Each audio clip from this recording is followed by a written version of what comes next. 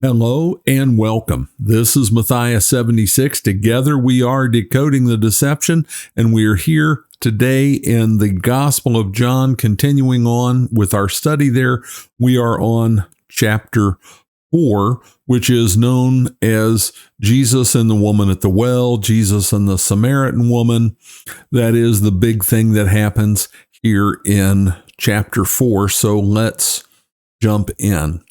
Now, when Jesus learned that the Pharisees had heard that Jesus was making and baptizing more disciples than John, although Jesus himself did not baptize, but only his disciples, he left Judea and departed again for Galilee, and he had to pass through Samaria. So he came to a town of Samaria called Sychar, near the well that Jacob had given to his son Joseph. Jacob's well was there, so Jesus, wearied as he was from his journey, was sitting beside the well. It was about the 6th hour. Okay, I'm going to pop this up on the screen. This probably isn't the best map for this, but it's all right. So Judea is down here. If you can see my cursor, Judea is down here. This is Bethlehem and Jerusalem, and all those places are down here. A large part of Jesus' ministry is carried out up here, around in Galilee, around the Sea of Galilee, up in this area. And there's good reason for that. Jesus was avoiding very often, and we see it in the text for today, Jesus was avoiding conflict with the Jews. That conflict was going to come. It was going to take place. It was going to happen. But he did not want that conflict to come to a peak before he was ready for it to come to a peak. So he spent a lot of time up here. But to get here, here's the issue. Samaria stood in between. Right here, Samaria.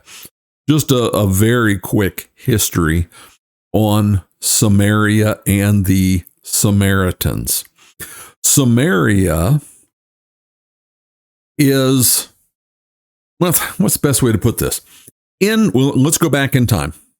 The time of the prophets, the time of the divided kingdom. After David and Solomon, the kingdom divided, and it was Judah in the south, Judah and Benjamin, and the other 10 tribes up north. Those 10 tribes never had a single good king, not one. It was nothing but trouble. They never listened. God sent prophets to them. They would ignore them. So in 722 BC, remember it goes backward because we're going back in time. In 722 BC, Assyria hauled off the 10 tribes. They left some behind. The Jews who were left behind, then the other thing, what kingdoms would do back then? If you were going to come in and conquer an area, they'd been troublesome. You'd haul a bunch of them out, and you'd put them in other places, and you'd bring people from those other places and bring them there. It kind of worked to produce a homogeneous people, and it also just dissipated problems. So all of that, and that was a very quick dash through. The Samaritans were half-breeds, and certainly in the Jews' eyes, down there in Judea, the Samaritans were half-breeds, and they followed the Torah, the Pentateuch. They didn't use the rest of the Bible. They had priests, they had all that stuff, but it was kind of off kilter. And there are today still about 400 Samaritans left in the world. That's the last number that I have seen. So the Samaritans were not popular with the Jews. Neither were the Jews popular with the Samaritans, because the Jews looked down their nose at the Samaritans. There were more of the Jews. They had the power. And the Samaritans resented the daylights out of the Jews. They didn't like each other. Okay, it was just historic antipathy that had built up over centuries. Just like in the places in the world today where there are people who don't get along, they're not going to get along. It doesn't matter what the United Nations thinks it's going to do or whoever else, they're not going to get along. Same thing here. That was the mindset. That's what was going on. So, back to my map. I shouldn't have put it away so quickly. Very often when Jesus would travel up north, they'd come over this way and come down and around. You avoided Samaria, but there were times he would just go through. And this is one of those times. But that geography is important, and the political stuff is important to have an understanding of what transpires here. By the reckoning of the day, by the mores of Jewish society in the day, Jesus is going to do several things that would have been considered major faux pas. You didn't do these things. We'll point them out as we go through it. But first of all, he intentionally went through Samaria.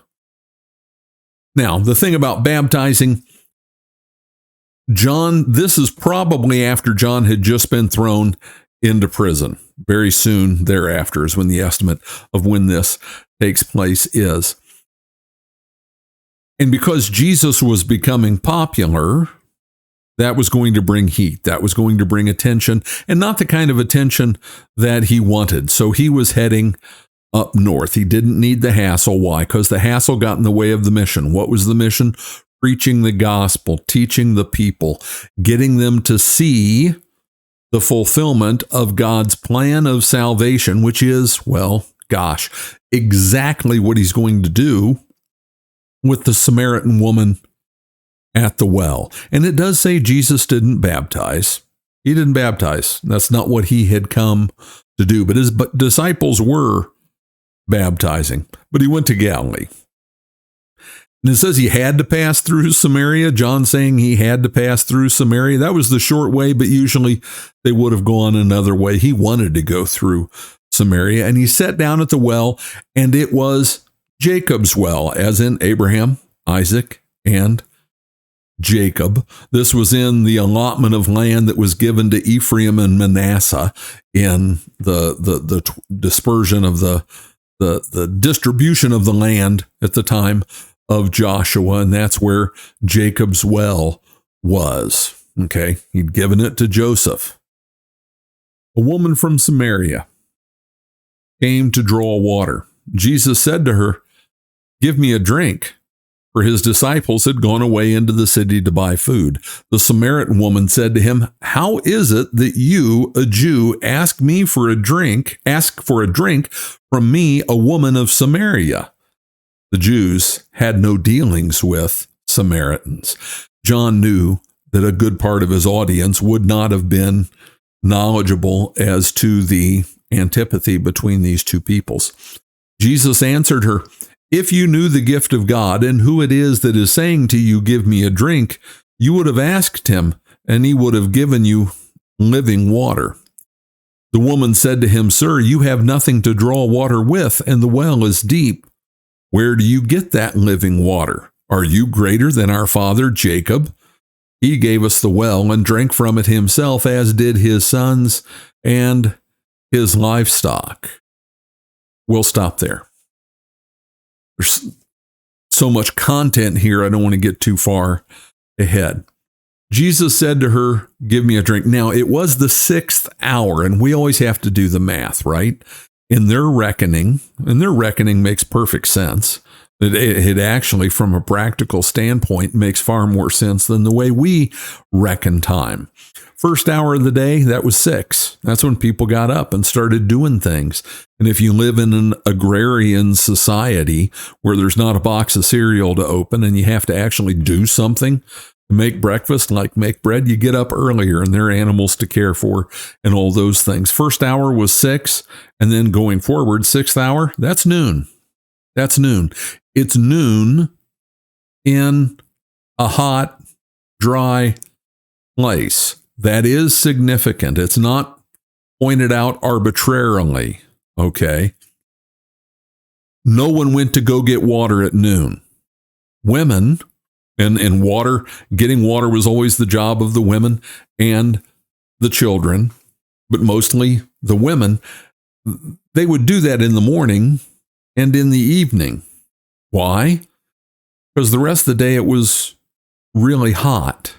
And it was probably kind of a social thing. You know, they'd go get water and they'd talk on the way and talk on the way back. They didn't have cell phones to text each other and the like. It was a social thing. So why was she here in the middle of the day when no one else was here? We'll get to that later, but I wanted to plant that idea. She shouldn't have been here. This is an oddity that she's here. Jesus said to her, "Give me a drink." The disciples had gone off into town to buy food. The Samaritan woman said to him, "How is it that you, a Jew, ask for a drink from me, a woman of Samaria?" Two things here. I've laid the other one out pretty clearly. Jews didn't talk to Samaritans. That's the reason that the story in Luke about the good what? The good Samaritan really stands out. Not only was he the only one who had care for that guy, the Jew, but he was a Samaritan. But also, she was a woman. Men didn't talk to women. Unless it was someone you knew, unless it was family, you didn't talk to women. Men didn't talk to women. Women didn't talk to men. It was the culture of the day. It is still in the Middle East. In most of the Middle East, the culture that exists. So basically, if she was from Jersey instead of Samaria, she would have said, "You talking to me?" She's like, the last thing in the world she thought that was going to happen was him talking to her. And there's a lesson in all of this. There's a lesson in all of this. Jesus doesn't care about these petty little things that are so important to us in our cultures, in our societies, who's acceptable and who's not. There was nothing, and we'll get to more of it, and you probably know a good bit of the story anyway. There was nothing socially acceptable about this woman. If he was going to talk to a woman, this would have been one of the very last ones that anyone would have thought that he would talk to. But the one who ate with sinners, with tax collectors and sinners, and associated with them, had a different frame of mind. His frame of mind was this: I have come to seek and save the lost. And it did not matter to him what anyone else thought. He had a mission and he was going to fulfill that mission. And from an evangelical standpoint, and a standpoint, better put, a standpoint of evangelism, it makes sense that the first group that you would evangelize after proclaiming the gospel, the completion of God's plan of salvation to the Jews, would be the Samaritans, because the Samaritans at least understood the Torah. They may have had some odd ideas about different parts of it, and they did, but it wasn't unfamiliar territory to them, and they did, and we'll see from her, they did expect a Messiah. But he was talking to a woman, and she was a Samaritan. Thought, concept that we see playing out here. Jesus and his thinking often takes us by surprise. It catches us unawares. He looks at things differently, and he can be very direct about that. He can be very direct about that with us. Think of your own life. Think of the times that in different situations, the Lord has gotten your attention. He shocked you. He has surprised you. He's come at you with something that you weren't expecting. And it serves to get you to think about things, to look at things differently, to take off the goggles that you wear. We all wear our own glasses, the way we perceive things, and we just take that as truth. And perhaps it's not. And I want to, as a believer, I want to, as one in whom Christ is being formed, Christ is in us. I want my thinking to be his thinking. And sometimes that calls for change. And you know what change is? I don't care if it's at work. I don't care if it's at school. I don't care if it's in your housing. Change is uncomfortable. No one likes change. We get comfortable. We don't want to have to change. Change is work. Change makes us rethink everything. And we don't like to do that. So sometimes Jesus has to shake us up to get us to think about things differently. And sometimes, and we're going to see it here, the thing he wants you to think about, the thing he wants you to come to see and realize, isn't at all what you would have thought it would have been. It appears there's a disconnect here between what Jesus is saying and she's hearing. That should be familiar. There's oftentimes a disconnect from what the Savior's saying to us and what we're expecting to hear. But he's patient. He'll keep working at it, and he'll keep poking us to get us to move, to get us to change. And we will see that here as well. Jesus answered her, "If you knew the gift of God." He's telling her you don't know the gift of God. If you knew the gift of God and who it is who is saying to you, "Give me a drink," you would have asked him, and he would have given you living water. Now, living water, that term, because it plays out a little bit in how she hears things, but that the phrase, the idiom that was used is running water, like a spring that comes up in a mountain and turns into a brook. That's living water, as opposed to a well that you have to dig down and there is static water. Living things do what? They move. It's the way they described it. But he uses that as a play on words, because the living he's talking about isn't that the water moves. He would have given you living water. The woman said to him, "Sir, you have nothing to draw water with." And it drives me nuts. I'm sorry. The people who translated this is the ESV that I'm using here, they're educated, intelligent people, and they put a preposition at the end of a statement. "Sir, you have nothing to draw water with." It should be, "Sir, you have nothing with which to draw water." There's a reason they call them prepositions. That's where it goes. But anyway, that's been bothering me all week as I've studied this, so I just thought I'd share it with you. You have nothing with which to draw water, and the well is deep. Where do you get that living water? She's being literal. She's being literal. He hasn't got her there yet. Are you greater than our father Jacob? I love that. He wrestled Jacob. He dislocated his hip. He's the God who called Abraham out of Ur of the Chaldeans. He's the God who appeared to Moses and said, "I am." Keep that one in mind. File that one away. Are you greater than our father Jacob? He gave us the well and drank from it himself, as did his sons and his livestock. So historically, culturally, this well was very significant. This isn't just like another rest stop on the highway, on the border between two states. This is significant. It is Jacob's well. That had significance for the people of Samaria. It was a point of pride that was Jacob's well. But she's still being literal. She's still being literal, and Jesus needs to elevate her thinking. Everyone who drinks this water will be thirsty again, but whoever drinks of the water that I will give him will never be thirsty again. The water that I will give him will become in him a spring of water welling up to eternal life.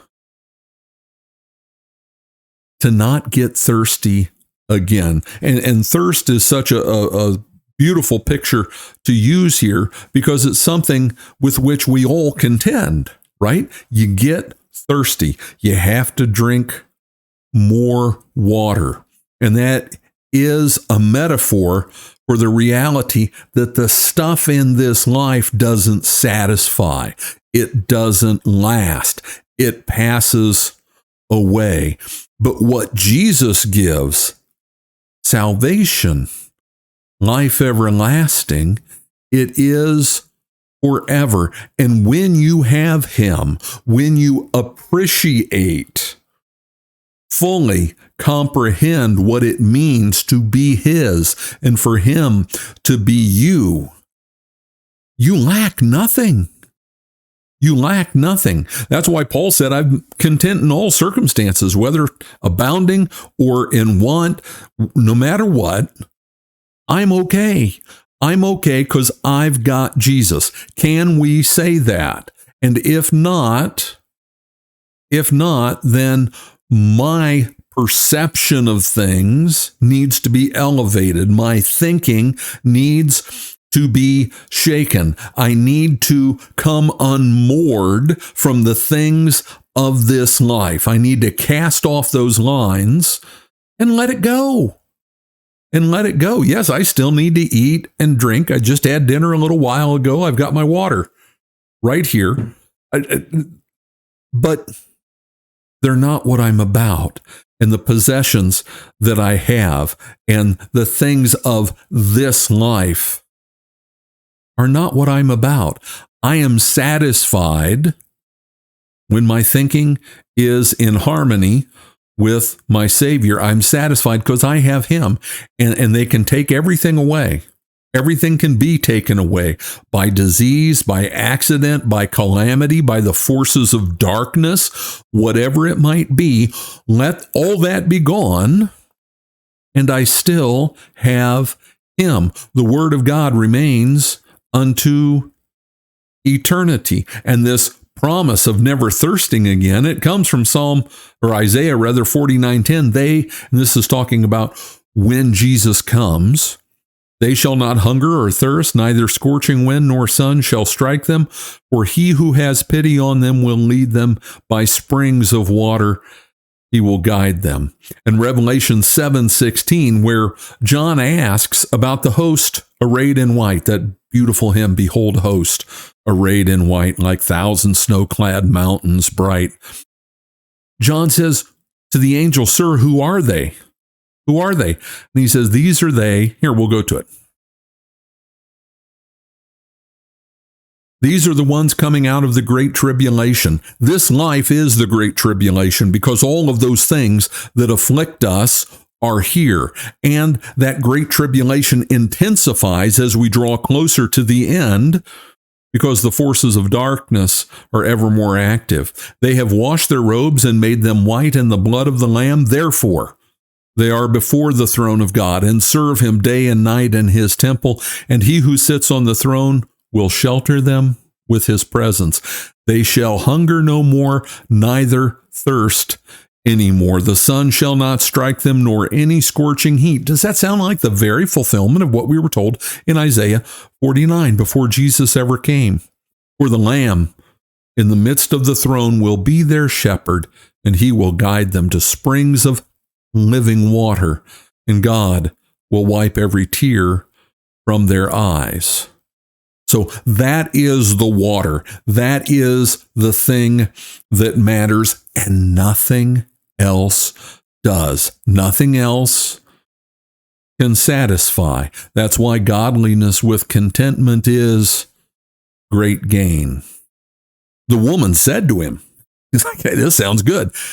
Sir, give me this water so that I will not be thirsty or have to come here to draw water. And think of who this woman was. Can you imagine? She's going to say in a minute, and you all know the story, she's had 5 husbands. And Jesus knows that. He knows who she is. She is a socially undesirable. Even among the Samaritans, she was scum in their minds. But who, with whom, since I'm being picky about grammar, with whom did Jesus share this message? Do you think he showed up there as a coincidence when she was there at noon? Or was this all thought out? Jesus said to her, "Go and call your husband and come here." He's bringing her in. The woman answered him, "I have no husband." Jesus said to her, "You were right in saying, 'I have no husband,' for you have had 5 husbands, and the one you now have is not your husband. What you have said is true." The woman said, "Sir, I perceive you are a prophet." She was blown away. I mean, he just told her life story. He told her he knew who she was, exactly what she was. And did you hear any condemnation there? No. He's making it clear for her to see who he is. He wants her to know. He wants her to know. And the best way to tell her, hey, here in whatever, 20-some words is your life story. The woman said, "Sir, I perceive you are a prophet. Our fathers worshipped on this mountain, but you say that in Jerusalem is the place where people ought to worship." There's that antipathy. They worship there. The Jews worship in Jerusalem. Jesus said to her, "Woman, believe me, the hour is coming when neither on this mountain nor in Jerusalem will you worship the Father. You worship what you do not know. We worship what we know, for salvation is from the Jews." He said, we're on the right side, you're on the wrong side. He makes it very clear, but he's not condemning her. He's calling to her.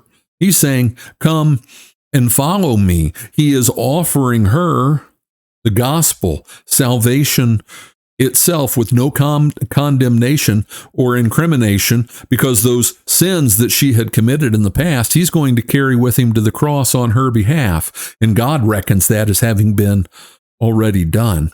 But the hour is coming and is now here when the true worshipers will worship the Father in spirit and in truth, for the Father is seeking such people to worship him. God is spirit, and those who worship him must worship him in spirit and in truth. John 4:24, you can't get through a Bible college or seminary without having committed that one to heart. God is spirit, and those who worship him must worship him in spirit and in truth. And the longtime listeners know my hatred of the insertion of the word must where it doesn't belong, but here it does. It actually does. See, down there at the bottom left, way down there, see that little thing that looks like a funky DEI? That means must. That means must. It does belong here. What does it mean to worship God in spirit and in truth? It comes from the heart. It is in the heart. It is spirit. It's not about the outward trappings. He's making that abundantly clear. Herod's temple was gorgeous. It was amazing. Jesus knew full well that in 40 years it was going to be knocked flat. The Romans were going to destroy it, and there would be nothing left. Don't get hung up in the trappings. Don't get hung up in the material. True worship of God, and that's why it said in spirit and in truth, true worship of God is spiritual. And that's not putting down church buildings or anything like that, but it is a potential trouble for us that we allow those trappings to get in the way of what true worship of God is. True worship is praising our Savior, communing with him, seeking him, spending time in prayer with him, and even more spending time in his word that he might enlighten us. That is what it means to worship in spirit and in truth, and praise and adoration and gratitude, thanksgiving, supplication, all of those things play into that. The woman said to him, I know that Messiah is coming, he who is called Christ. Just two different words for the same thing. Messiah is the Hebrew, Christ is Greek for anointed one. When he comes, he will tell us all things. See, the Samaritans were waiting for the Messiah. Jesus said to her, I who speak to you am he. Okay, now, time for fun with Greek, because this is important.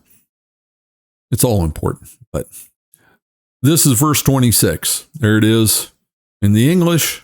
Here it is in the Greek. This is, he says to her, Jesus, ego eimi, ego eimi. If you take Yahweh, I am he who causes to be. When you take that and translate it into Greek, as you could see if you go look in the Greek Old Testament, the Septuagint, that's right here, there in Isaiah 6. Don't know randomly why it's at Isaiah 6, doesn't matter. I am. And when Moses stood before the bush and said, who do I tell him sent me? He says, tell them that I am has sent you to them. I am he who causes to be, which I think is the best translation and understanding of all that is intended when God referred to himself as Yahweh. I am. And also, I want to point out, I learned that. I was taught that interpretation and explanation of that by Dr. Michael Heiser. Dr. Michael Heiser passed away on the 20th. He was 60 years old. He died of pancreatic cancer. Keep his family and loved ones in your prayers. But Michael Heiser was a very influential person in my life and my understanding of many things biblical. But I just wanted to make sure and share that. Pray for his family at his passing. He's with the Lord. He is now in one of those robes of white. They're having washed it clean in the blood of the Lamb, and he is part of the eternal heavenly host, but his family is still here and dealing with the loss. But Jesus said to her, I am. That's ego, eimi, and then this is the one speaking to you. In Greek, it doesn't matter what order in the sentence words come. It's a much more precise language, and you can tell what it is by the endings that are on it, the formulation of the word. Doesn't matter where it is. He puts this first, I am. Ego, eimi, I am the one speaking to you. I am. The one speaking to you is I am, is a better translation. But I who speak to you am he.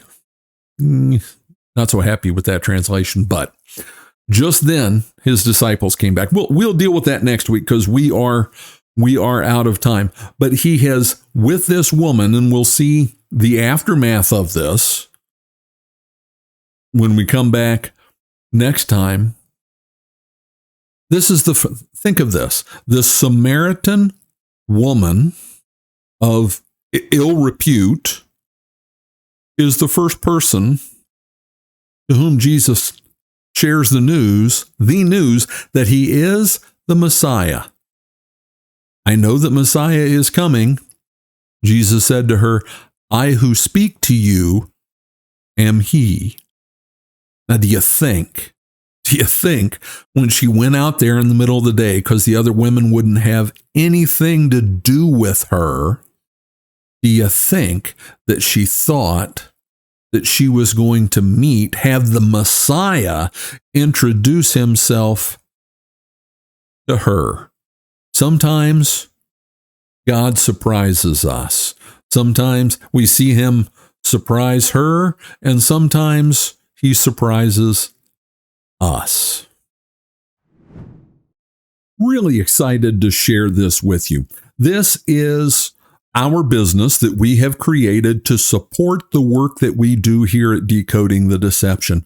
We need your support, but we want to give you something back for giving that support. We want to meet a need that you have. And right here on the screen, on this side of the puppy's nose, you see a pile of photos. And over here on the other side, you see that those have been digitized. They've been scanned and digitized. That is the service that we are offering. We are doing photo scanning. We also do enhancing of those photos if you want, but photo scanning for only 25 cents a photo. The competition charges 60 cents a photo. We're only charging 25 cents per photo. And if you use the coupon code decoding20, all run together just like it looks on the screen, decoding20, then you will get 20% off your order. So I'm putting the address here. The address is in the link down below. Go and check it out. Look it over. Even if it's not something you're going to use at this time, I bet you know somebody who could benefit from this. Think of those photo albums. Think of those boxes of pictures. You can preserve them and then easily share them with the entire family. So come and check it out. Behind the scenes video photo services. This is Matthias 76. Together, we are decoding the deception. God bless and have a great day.